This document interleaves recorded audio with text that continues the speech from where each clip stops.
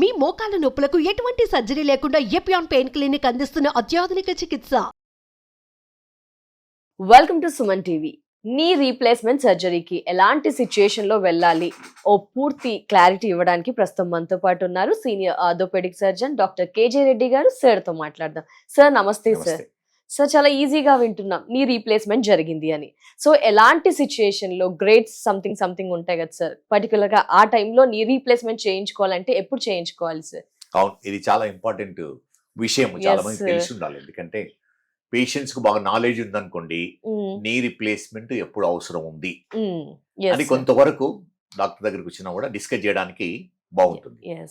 So knee replacement arthritis of the నీ ఉన్న వాళ్ళకి అవసరం ఉంటుంది. అండ్ ఆర్థరైటిస్ మెయిన్లీ కామన్లీ మన దగ్గర రుమటాయిడ్ ఆర్థరైటిస్ ఒకటి ఉంటుంది, కానీ దానికంటే కామన్ ఆస్టియో ఆర్థరైటిస్ ఉంటుంది. అంటే majority will be osteo arthritis, అంటే అరుగుదల వల్ల మోకాలు అరిగిపోవడం వల్ల గుజ్జు అరిగిపోవడం వల్ల వచ్చే ఆర్థరైటిస్ ను ఆస్టియోఆర్థరైటిస్ అంటాం. అయితే ఆస్టియోఆర్థరైటిస్ చాలా మంది సఫర్ అవుతున్నారు. ఇండియాలో probably 8 crore population osteoarthritis suffer అవుతున్నారు. ఇది ఏజ్ వల్ల వేరియస్ ఫ్యాక్టర్స్, ఇంజురీస్ వల్ల, చిన్న ఏజ్ లో ఇంజురీస్ అయి నెగ్లెక్ట్ చేయడం వల్ల తొందరగా వస్తుంది ఆస్టియోఆర్థరైటిస్. సో కానీ మెజారిటీ ఆఫ్ ది ఆస్టియోఆర్థరైటిస్ వాళ్ళను ఆపరేషన్ లేకుండానే ట్రీట్ చేయడానికి వీలవుతుంది. అవునా సార్? ఎంతంటే ప్రాబబ్లీ 5 to 10% వాళ్ళకి ఆపరేషన్ అవసరం ఉంటుంది. మిగతా వాళ్ళందరూ చాలా వరకు సింపుల్ మెజర్స్ తో, అంటే ఫిజియోథెరపీ, ఎక్సర్సైజెస్, సింపుల్ మెడిసిన్స్ తోనే ఈ ప్రాబ్లం ట్రీట్ చేయడానికి వీలవుతుంది. అంటే మెడిసిన్ తోనే గుజ్జును పెంచొచ్చు అంటారా? పెంచడానికి వీలవుతుంది, కానీ అరుగుదల తగ్గించడానికి పాసిబిలిటీ ఉంది. మనం ఎక్కువ అంటే ఇనీషియల్ స్టేజెస్ లో డయాగ్నోసిస్ చేసి ట్రీట్మెంట్ తీసుకుంటే ఫర్దర్ డ్యామేజ్ కాకుండా ప్రివెంట్ చేయొచ్చు, సివియర్ స్టేజ్ కు వెళ్ళకుండా ప్రివెంట్ చేయడానికి కాపాడుకోవచ్చు. అయితే ఇది ఎలా అంటే మెజారిటీ చెప్పాను కదా, సర్జరీ లేకుండా చేయవలసింది. కొందరికి ప్రాబబ్లీ ఇంజెక్షన్స్ అవసరం ఉంటాయి. ఇంజెక్షన్స్ అంటే మెయిన్లీ జాయింట్ ఫ్లూయిడ్ ఇంజెక్షన్ ఇస్తాము, పిఆర్పి ఇంజెక్షన్, కొందరికి పిఆర్పి ఇంజెక్షన్. కానీ ఈ రోజు రేపులో పిఆర్పి ఇంజెక్షన్స్ చాలా ఎక్స్టెండెడ్ అయింది, చాలా అడ్వర్టైజ్మెంట్స్ ఉన్నాయి. ప్రాబబ్లీ అది ఓవర్ ఇండికేటెడ్. సివియర్ ఆర్థరైటిస్ ఉన్న వాళ్ళకు పిఆర్పి ఇంజెక్షన్స్ పని చేయవు, ఇంజెక్షన్ తీసుకోవద్దు. స్టేజ్ 1, 2 లోనే ఉన్న వాళ్ళకు పిఆర్పి బెనిఫిట్ అవుతుంది. ఈ స్టేజెస్ అంటే 1 to 4 ఉంటాయి. Stage 1, stage 2, stage 3, 4. 1 అంటే ఇనీషియల్ స్టేజెస్ లో మనకి ఎక్స్రేలో నార్మల్ ఉంటుంది, ఎంఆర్ఐ స్కాన్ చేస్తే కొంచెం అరుగుదల మేబీ ఒక 10-20%. స్టేజ్ 2 అంటే ఎక్స్రేలో కొంచెం తెలుస్తూ ఉంటుంది, ప్రాబబ్లీ 30%, 30 to 40% అరుగుదల అన్నట్టు. స్టేజ్ 3లో కొంచెం ఎక్కువ ఉంటుంది, ఎక్స్రేలో తెలుస్తుంది, ఎంఆర్ఐ అవసరం ఉండదు, ప్రాబబ్లీ 60% వరకు అరిగిపోయి ఉంటుంది. స్టేజ్ 4 అంటే ఇంకా 80-90% వరకు అరిగిపోతుంది. ఈ స్టేజ్ 4 వాళ్లకు ఆపరేషన్ కంపల్సరీ. ఎవరైతే స్టేజ్ 4 ఉండి సిమ్టమ్స్ ఉండాలి. స్టేజ్ 4 ఆర్థరైటిస్ తో పాటు ఈ పెయిన్ అనేది ఆర్థరైటిస్ ఆఫ్ ది నీ వల్లనే వస్తుందని మనము తెలుసుకోవాలి. ఓసారి ఏమవుతుందంటే హిప్ జాయింట్ పెయిన్ కూడా నీ జాయింట్ కు రేడియేట్ అవుతుంది. బ్యాక్ పెయిన్ వల్ల కూడా ఓసారి నీ పెయిన్, నీ వరకు పెయిన్ వస్తుంటుంది. సో చాలా ఇంపార్టెంట్. ఎలా అంటే ఓసారి ఏమవుతుంది తెలియకుండా ఆపరేషన్ చేస్తాం, నీ రీప్లేస్మెంట్, పెయిన్ కంటిన్యూ అవుతుంది. తర్వాత చూస్తే ప్రాబబ్లీ హిప్ ప్రాబ్లం కానీ బ్యాక్ ప్రాబ్లం కానీ ఉంటుంది. అందుకని ప్రతి పేషెంట్ కు ఎవరైతే నీ ఆపరేషన్ అవసరం ఉందో ఆ నీ ఆపరేషన్ అవసరం ఉన్న వాళ్ళు ఎలా అంటే ఈ పెయిన్ కంప్లీట్ గా నీ జాయింట్ నుంచి వస్తుంది, హిప్ జాయింట్ నార్మల్గా ఉంది, బ్యాక్ కూడా చాలా వరకు నార్మల్గా ఉందని మనము ప్రూవ్ చేసుకోవాలి, టెస్టులతో తెలుసుకోవాలి. అటువంటి వాళ్ళకే పూర్తి బెనిఫిట్ ఉంటుంది. ఓకే సార్, నీ రీప్లేస్మెంట్ అయితే జరుగుతుంది సార్, దానివల్ల కొన్ని బెస్ట్ అడ్వాంటేజెస్ ఉంటాయి, డిసడ్వాంటేజెస్ ఏమైనా ఉంటాయా సార్? 2 రకాలుగా ఆలోచించాలి అంటారు.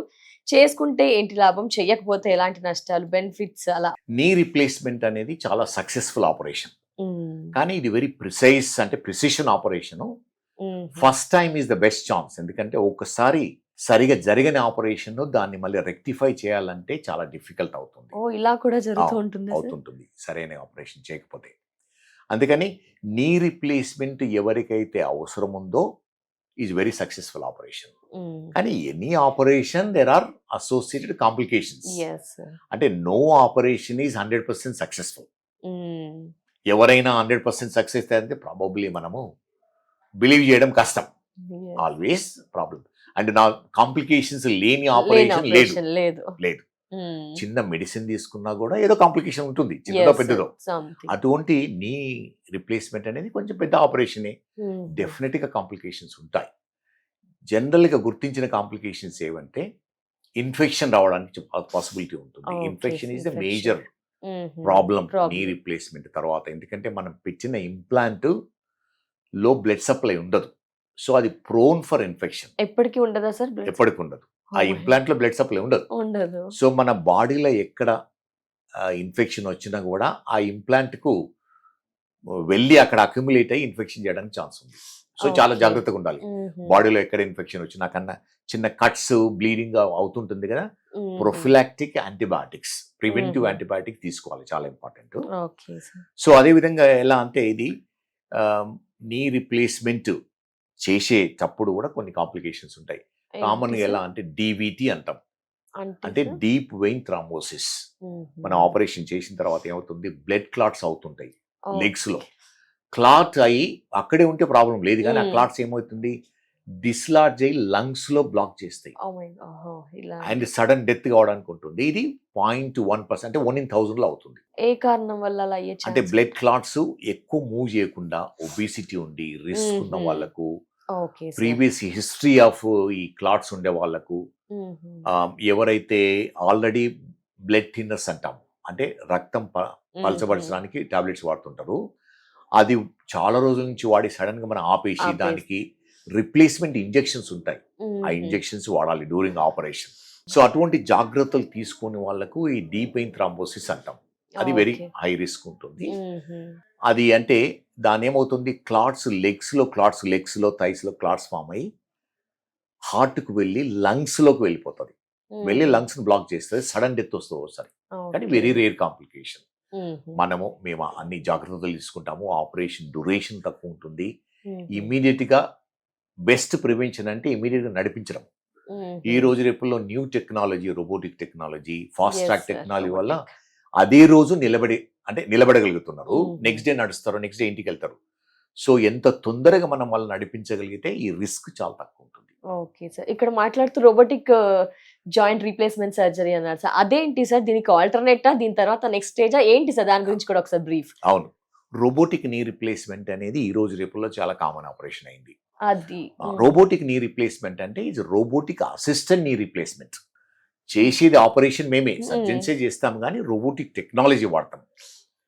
ఫర్ ఎగ్జాంపుల్ కొన్ని రోబోట్స్ సిటీ బేస్ రోబో ఉంటుంది. ఏం చేస్తామంటే మోకాలు సిటీ స్కాన్ తీసుకుంటాము, ముందే మనం అనలైజ్ చేస్తాం. ఏం అనలైజ్ చేస్తామంటే ఎంత అరిగిపోయింది, సైజ్ ఎంత ఉంది, ఇంప్లాంట్స్ ఏ సైజు అమర్చాలి, తర్వాత ఏ పొజిషన్ లో పెట్టాలో మనము ముందే ప్లానింగ్ లో మనము which is the best possible position అనేది ముందే కంప్యూటర్ లో చూసి చేయగలుగుతాము. Okay sir. సో అదే మనము డ్యూరింగ్ ఆపరేషన్ ఇంప్లిమెంట్ చేస్తాం. అదే విధంగా రోబోటిక్ సా గానీ రోబోటిక్ బర్ గానీ యూజ్ చేస్తాం. మనము నార్మల్ గా కట్ చేసేటప్పుడు, అంటే నీ రిప్లేస్మెంట్ అంటే సర్ఫేస్ రిప్లేస్మెంట్, సర్ఫేస్ ను కట్ చేస్తాం, ఈ విధంగా అమర్స్తాం. అంటే దీని సర్ఫేస్ కట్ చేసి దానిపైన ఇప్పుడు ఇదంతా సార్ ఇలా ఉంటుంది. 3 parts ఉంటుంది. ఒకటి ఫీమర్ కు పెడతాము, ఒక టిబియాకు మధ్యన ఇన్సర్ట్ పెడతాము. సో ఇది సర్ఫేస్ రిప్లేస్మెంటే. దీన్ని ఈ విధంగా మనము కట్ చేయాలంటే సాగాని బర్గాని అవసరం ఉంటుంది. నార్మల్ గా మేము హ్యాండ్ తో కట్ చేస్తాం, కానీ రోబోతో కట్ చేసినప్పుడు ఎలా అంటే మనం తక్కువ ఇన్సిషన్ ఉంటుంది, అంటే సాఫ్ట్ టిష్యూ తక్కువ కట్ చేస్తాం, చిన్న హోల్తోనే దీన్ని కట్ చేయగలుగుతాము. మనం కళ్ళతో పూర్తిగా చూడాలంటే మొత్తం ఓపెన్ చేయవలసి వస్తుంది. అదే రోబోతో చూడాలంటే చిన్న రోబో ప్రోబ్ పెట్టేస్తే మొత్తం కంప్యూటర్ లో కనిపిస్తుంది. సో దీన్ని స్మూత్ గా కట్, అంటే పర్ఫెక్ట్ గా కట్ చేసేది రోబో కట్ చేయగలుగుతుంది. మనం కొంచెం చేతితో పట్టుకుంటే కొంచెం మిల్లీమీటర్ వరకు డిఫరెన్స్ వస్తుంది. అదే రోబో అయితే 0.1 millimeter ప్రిసిషన్ ఉంటుంది. అది రోబోటిక్ సా, అంటే రోబోటిక్ అసిస్టెడ్ ఆపరేషన్. తర్వాత మనము అమర్చేది కూడా, ఈ ఇంప్లాంట్స్ ఎలా పెట్టేది అనేది కూడా చూస్తాం ఎలా ఉంటే పర్ఫెక్ట్గా ఉంటుంది. ఎందుకంటే మనము ఇది ఇంప్లాంట్ ఎలా పెడతామంటే centre of the hip joint, centre of the knee joint, centre of the ankle ఒకటే లైన్ లో ఉండాలి. అప్పుడే దీని లైఫ్ స్పాన్ చాలా ఎక్కువ ఉంటుంది. అంటే వెయిట్ బేరింగ్ అలా ఉండాలి. కొంచెం తేడా వచ్చిన ఏమవుతుందంటే తొందరగా అరిగిపోతుంది. అది తేడా వచ్చింది అనుకోండి కొంచెం వంకరగా తొందరగా అరిగిపోతుంది. సో అది రోబోటిక్ టెక్నాలజీతో ఏ పొజిషన్లో పెడితే మనకు పర్ఫెక్ట్గా ఉంటుందో దాన్ని డిసైడ్ చేస్తాం మనం. అంటే ఆన్ ద టేబుల్ డిసైడ్ చేస్తాం ఏది పొజిషన్ బాగుంటుందని. కన్వెన్షనల్ టెక్నాలజీ అంటే రోబోటిక్ కాకుండా కన్వెన్షనల్ టెక్నాలజీ ఏంటంటే మనం ఇన్స్ట్రుమెంట్స్ యూజ్ చేసి మోస్ట్ లైక్లీ ఇదే కరెక్ట్ పొజిషన్ పెడతామో 99% కరెక్టే ఉంటుంది.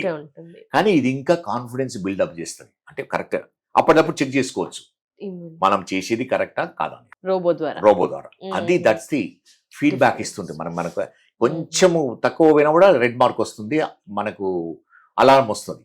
సో మళ్ళీ కరెక్ట్ చేయడానికి పాసిబిలిటీ ఉంది. ఎనీ మిస్టేక్స్ డ్యూరింగ్ ఆపరేషన్ కొంతవరకు అంటే చాలా వరకు మనం రెక్టిఫై చేయొచ్చు robotic technology. Success ratio feedback ఎలా ఉంది సార్? అంటే జనరల్లీ ఎలా అంటే knee replacement very successful operation. అంటే 100కి 100 ఉంటుంది అనుకోండి, 98-99% సక్సెస్ఫుల్. సో తక్కువ మార్జిన్ ఉంది. ఈ రోబోటిక్ లో ప్రాబబ్లీ కొంచెం బెటర్ కావచ్చు. కానీ రోబోటిక్ టెక్నాలజీ వాళ్ళు ఏమవుతుందంటే మనము టిష్యూస్ ను తక్కువ కట్ చేస్తాము, అందుకని పెయిన్ తక్కువ ఉంటుంది. ఎక్కడ డిఫార్మిటీ అంటే ఇంతకుముందు ఈ నీలో ఉన్న డిఫార్మిటీని టిష్యూస్ ని కట్ చేసి అది స్ట్రైట్ చేసేవాళ్ళం. ఇప్పుడు బోనే కట్ చేయగలుగుతాం. బోనే రోబోతో బోన్ అనేది పెయిన్లెస్. బోన్ మనం ఎంత నీడిల్తో ప్రెక్ చేసినా కూడా మనకు నొప్పి రాదు, ఎందుకంటే నర్వ్స్ ఉండవు. టిష్యూస్ లో నర్వ్స్ ఉంటాయి, నొప్పి వస్తుంది. అందుకని ఈ డిఫార్మిటీ బోన్ లెవెల్లో చేయడం వల్ల ఏమవుతుందంటే టిష్యూస్ మన ఓన్ టిష్యూస్ ను న్యాచురల్ గా ఎలా ఉన్నావో అలా ప్రిజర్వ్ చేయగలుగుతున్నాం. అందుకని మన ఫంక్షన్ కూడా ఫాస్ట్ గా రికవర్ అవుతుంది, కరెక్ట్ గా రికవర్ అవుతుంది. అది biggest advantage of robotic technology. Long term లో ఈ రోజు రేపుల్లో 60 years లో ఆపరేషన్ చేస్తే 90% ఆఫ్ ది పేషెంట్స్ కు లైఫ్ టైం ఉంటుంది నీ రీప్లేస్మెంట్. ఓన్లీ 10% వాళ్ళకు ప్రాబబ్లీ 25-30 years తర్వాత మళ్ళీ ఆపరేషన్ అవసరం ఉంటుంది. కానీ ఇది ఈ రోబోటిక్ టెక్నాలజీ వల్ల అంటే 4-5 years నుంచే ఉంది. ప్రాబబ్లీ అది సక్సెస్ అంటే డ్యూరేషన్ కూడా ఎక్కువ ఉండడానికి ఉంటుంది. కానీ ఇమీడియట్ రిజల్ట్స్ బాగున్నాయి. ఎలా అంటే నొప్పి తక్కువ ఉంటుంది, తొందరగా ఇంటికి పంపించగలుగుతాం, డేలోనే ఈ రోజు చేసి రేపు పంపించగలుగుతాము. తర్వాత రీహాబిలిటేషన్ అంటే immediate results are very good with robotic technology. తర్వాత ఏమైనా కాంప్లికేషన్స్ ఉంటాయా సార్? మనం జనరల్ గా నీ రీప్లేస్మెంట్ లో చూసాను కొన్ని కాంప్లికేషన్స్ ఉంటాయి, ఇన్ఫెక్షన్స్ అలాంటి. దీనిలో ఏమైనా అలాంటి రోబోటిక్ టెక్నాలజీ కూడా చాలా అంటే ఎనీ టెక్నాలజీ కాంప్లికేట్ అయ్యే కొద్దీ ఎలా అంటే మనం నాలెడ్జబుల్ ఉండాలి. రోబో వదిలి పెట్టేస్తే anything can go wrong. So రోబోలో ఎలా ఉంటుంది, మన ఏ ఇన్ఫర్మేషన్ ఫీడ్ చేసినామో అదే ఇన్ఫర్మేషన్ ఇస్తుంది. ఒకవేళ మన రాంగ్ ఇన్ఫర్మేషన్ ఫీడ్ చేసినాం అనుకోండి, అది రాంగ్ కట్ చేస్తుంది. There is no way you can. అందుకని ప్రతి స్టేజ్ లో మనము వెరిఫై చేస్తూ ఉండాలి ఇది చేసేది కరెక్టా కాదా అని. So we can't depend completely రోబోలో ఇచ్చేసినాం కట్ చేసేస్తుంది అన్నట్టు ఉండదు. సక్సెస్ అసలు ఫుల్ ఉంటుంది, మనం పట్టించుకోవాల్సిన అవసరం లేదు, అలా ఉండదు. Everything monitoring. అంటే రోబో ఎవరికి హెల్ప్ చేస్తుంది అంటే ఒక ట్రైన్డ్ సర్జన్ కే హెల్ప్ చేస్తుంది. ఏమి ట్రైనింగ్ లేకుండా డైరెక్ట్ నిన్న మోదీ గారు చెప్పారు ఈ ఏఐ అనేది ఏంటంటే ట్రైన్డ్ పీపుల్ కే పనిచేస్తుంది. AI in bad people is very bad. Artificial intelligence very good, excellent in good people. So అది మనము ఎలా దాన్ని ట్రైన్ చేస్తే అలా గుడ్ ఇస్తే గుడ్. అది if you feed excellent information, it will give excellent results. If you rubbish information అంటే rubbish. So you cannot trust. అంటే రోబో అనేది దానంతట అది చేయదు, మనము దానితో పని చేయించాలి. Thank you sir, thank you so much sir. Full awareness ఇచ్చినందుకు చాలా క్లారిటీ వచ్చేసింది సార్. నమస్తే.